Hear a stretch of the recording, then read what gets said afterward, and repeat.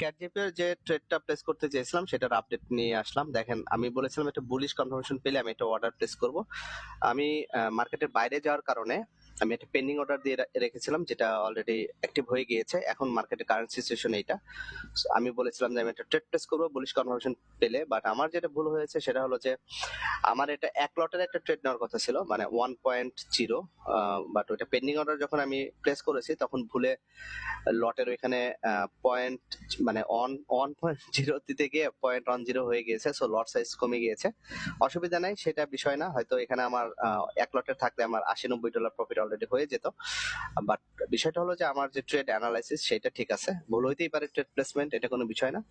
So আপনারা যারা forex trading করেন অথবা করতে চান, তারা এই ধরনের আরো এক্সাইটিং অ্যানালাইসিস গুলো পেতে আমার সাথেই থাকুন, আমার চ্যানেলটাকে ফলো করে রাখুন, যেন ভবিষ্যতে এই ধরনের অ্যানালাইসিস আপনারা পান আর কি।